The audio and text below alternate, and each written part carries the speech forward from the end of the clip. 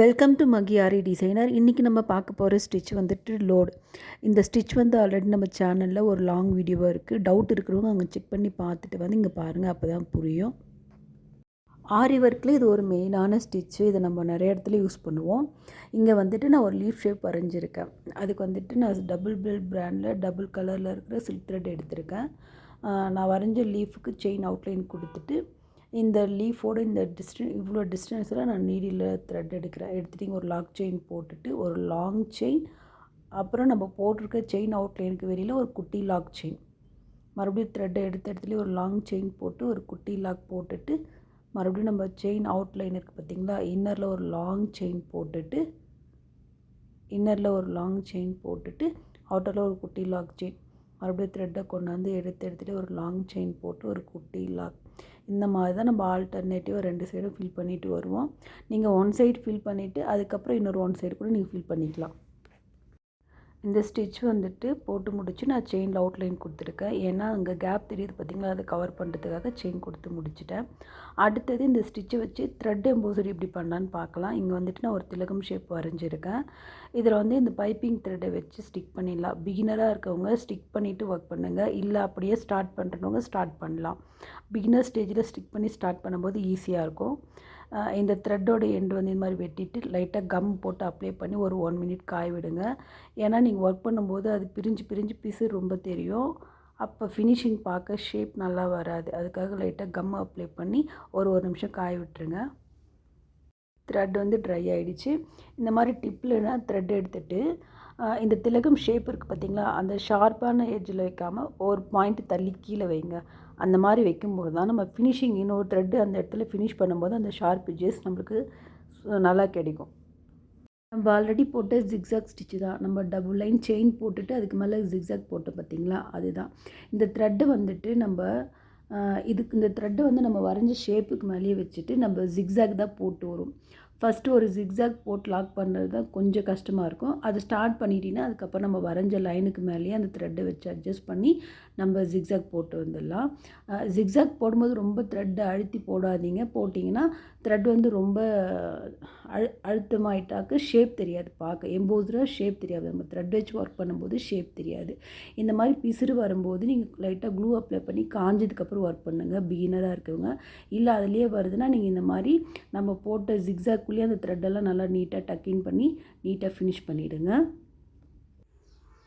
இந்த த்ரெட் வந்து டைரெக்டாக ஜிக்ஸாக் போட முடியாதவங்க லைட்டாக நம்ம வரைஞ்ச லைனுக்கு மேலே க்ளூ வந்து லைட்டாக அப்ளை பண்ணிவிட்டு அந்த பைப்பிங் த்ரெட்டை ஸ்டிக் பண்ணிவிட்டு அது வந்து ஒரு 5 மினிட்ஸ் காய விட்டுட்டு அதுக்கப்புறம் ஒர்க் பண்ணுங்கள், ஈஸியாக இருக்கும்.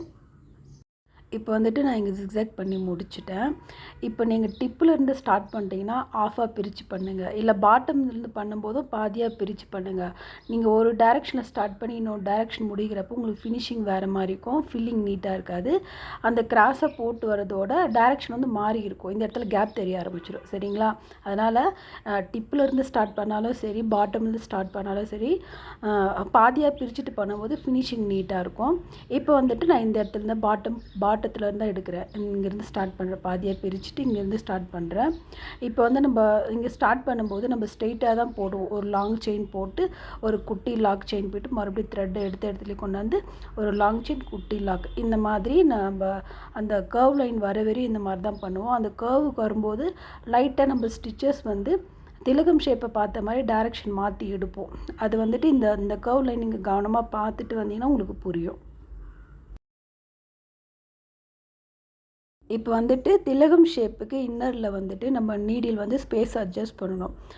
எப்படி அட்ஜஸ்ட் பண்ணோன்னா, நம்ம இப்போ ஒரு லாங் செயின் போட்டு ஒரு குட்டி லாக் போட்டு அவுட்டரில் நம்ம வந்து ஒரு லாங்கும் ஒரு குட்டி செயின் போட்டு வரும். சரிங்களா? அந்த மாதிரி வரும்போது அவுட்டரில் வந்து ஸ்பேஸ் வந்து அட்ஜஸ்ட் பண்ணிடலாம்.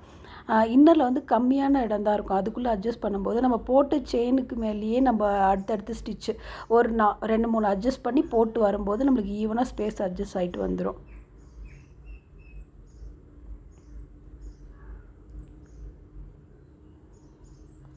த்ரெட்டை வந்து அடியில் ரொம்ப புல் பண்ணி இழுக்காதீங்க. அப்போ நம்ம வச்சுருக்கிற எம்போஸ்டு த்ரெட் வந்து ரொம்ப அழுந்திட்டால் உங்களுக்கு எம்போஸ்டாக ஷேப் தெரியாது. கொஞ்சம் ஃப்ரீயாக விட்டு பண்ணிவிட்டு வாங்க. சில்க் த்ரெட்டில் பண்ணும்போது ரொம்ப அழுத்தி பிடிச்சிங்கன்னா ஷேப் ரொம்ப சப்பி ஆகிடும். இந்த மாதிரி த்ரெட் எம்போஸ்டில் வந்து நம்ம சுகர் பீட் வச்சு பண்ணுவோம். அதுக்கப்புறமேட்டு கர்தானா, அப்புறம் ஜர்தோசி, இதெல்லாம் அட்வான்ஸாக போகிற ஸ்டிச்சஸ்க்கு எல்லாமே இதை ஒரு பேஸ். சரிங்களா? அதனால் இது மறக்காமல் ப்ராக்டிஸ் பண்ணுங்கள். ஆரி ஒர்க்கில் இந்த ஸ்டிச் வந்து ஒரு மெயினான ஸ்டிச்சு. இதை வச்சு தான் நம்ம அடுத்த வர ஸ்டிச்சஸில் ஜர்தோசி, பீட்ஸு, அப்புறம் கர்தானா இதெல்லாம் வச்சு எம்போஸ்டு பண்ணுறதுக்கு இது ஒரு பேசிக்கான ஸ்டிச்சு. பிகினர் வந்து இதை ப்ராக்டிஸ் பண்ணால் மட்டும்தான் அடுத்த வர ஸ்டிச்சஸ்லாம் உங்களுக்கு ரொம்ப ஈஸியாக இருக்கும் ப்ராக்டிஸ் பண்ண. இப்போ வந்துட்டு நம்ம போட்ட ஸ்டிச்சஸ்க்கு எல்லாமே நம்ம ஸ்ட்ரெயிட்டாக தான் லாக் போட்டோம். ஒரு லாங் செயின், ஒரு குட்டி லாக் வந்து நம்ம ஸ்ட்ரெயிட்டாக தான் போட்டு வந்தோம். இப்போ வந்துட்டு திலகம் ஷேப்க்கு இன்சைடில் பார்த்தீங்கன்னா நம்ம போட்ட இடத்துலையே தான் 2-3 ஸ்டிச்சாக போடுவோம். லாங் செயினும் லாக்கும் வந்து போட்டு ஸ்டிச்சுக்குள்ளேயே இந்த இன்னரில் போட்டு வரும். அப்போ தான் நமக்கு ஸ்பேஸ் வந்து அட்ஜஸ்ட் ஆகும். ஒரு ஸ்டிச்சு போட்டோம்னா அதுக்கு மேலேயே அடுத்தடுத்து ஒரு 2-3 ஸ்டிச்சு போட்டு நம்ம பேக்கில் வந்து லாக் போடணும். இதுக்கு முன்னாடி ஸ்ட்ரெயிட்டாக தானே லாக் போட்டோம். இப்போ லாங் செயின் போட்டு பேக்கில் லாக் போடுறோம். தெரியுங்களா? இப்போ வந்துட்டு லாங் செயின், ஒரு குட்டி லாக் நம்ம த்ரெட்டை ஒட்டின மாதிரி கொஞ்சம் திலகம் ஷேப்புக்கு அவுட்டரில் வரும்போது நம்ம செயினுக்கு திலகம் அந்த டிப்பை பார்த்த மாதிரி லாக் போடணும். இன்னரில் வரும்போது பாட்டத்தை பார்த்த மாதிரி லாக் போடணும். அதாவது நம்ம போடுற லாங் செயினுக்கு பேக்கும் ஃப்ரண்ட்டும் தான். அவுட்டரில் வரும்போது நம்ம போடுற செயினுக்கு முன்னாடி பக்கம் லாக் போடணும். இன்னரில் வரும்போது நம்ம போட்ட லாங் செயினுக்கு பேக்கில் லாக் வரணும். வீடியோ வந்து கவனமாக பாருங்கள், புரியும். இந்த இடத்துலேருந்து நம்மளுக்கு வந்து நம்ம போடுற ஸ்டிச்சஸோட டைரக்ஷனே மாறிடும். இதுதான் இதில் மெயினான விஷயம். இந்த டைரக்ஷனை அழகாக மாற்றி கொண்டு வரணும். மாற்றுறதே தெரியாத மாதிரி நல்லா நீட் ஃபினிஷிங்கில் கொண்டு வரணும். அதுதான் இதில் முக்கியமான விஷயம். திலகம் ஷேப், அதுக்கப்புறம் மேங்கோ ஷேப்பில் எம்போஸ்டு பண்ணும்போது தான் இந்த ஸ்ட்ரைட்டாக வந்து கிராஸாக மாற்றுற பிரச்சனைங்க வரும். மற்றபடி இந்த கொடி டிசைன், அப்போ சர்க்கிள் ஷேப் இதெல்லாம் போடும்போது ஈவனாகவே கிடச்சிடும். அது கொஞ்சம் நம்மளுக்கு ஈஸியாகவே இருக்கும்.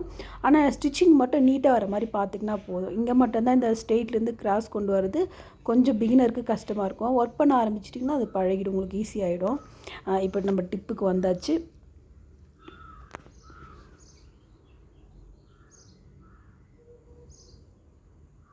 நம்ம இந்த பாதி ஃபினிஷ் பண்ணும்போது அந்த த்ரெட் எதுவும் பிசுறு வந்து வெளியில் எதுவும் தெரியாத மாதிரி நீட்டாக பண்ணணும். அந்த ஃபினிஷிங் வந்து நீட்டாக எடுத்துகிட்டு வரணும். அப்போ தான் நம்மளோட ஒர்க்கு பார்க்க நீட்டாக இருக்கும். இந்த பாதி முடிச்சுட்டு அதுக்கப்புறம் அடுத்த பாதி பண்ணால் ரொம்ப ஈஸியாக இருக்கும். இந்த ஆஃப் முடிச்சுட்டு இங்கே லாக் பண்ணி முடிச்சுட்டு மறுபடியும் பாட்டம் அந்த பாதியிலேருந்து ஸ்டார்ட் பண்ணி மறுபடியும் இங்கே கொண்டாந்து ஃபினிஷ் பண்ண வேண்டியது தான்.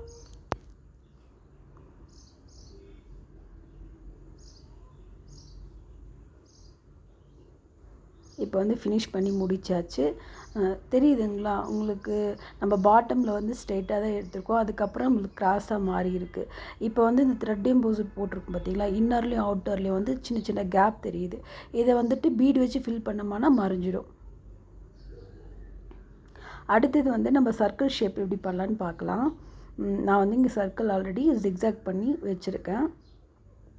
இந்த மாதிரி அவுட்டர்லேருந்து எடுத்துகிட்டு ஒரு குட்டி லாக், ஒரு லாங் செயின் போட்டு இன்னரில் ஒரு லாங் செயின், ஒரு குட்டி லாக். இன்னரில் வரும்போது ஃபார்வேர்டில் வரும் லாக்கு, அவுட்டரில் வரும்போது பேக்வேர்டில் வரும் லாக்கு. இது மட்டும்தான் இதில் விஷயம். இது வந்து கரெக்டாக ஃபாலோ பண்ணாலும் உங்கள் ஸ்டிச்சஸ் பார்க்க நீட்டாக வந்துடும்.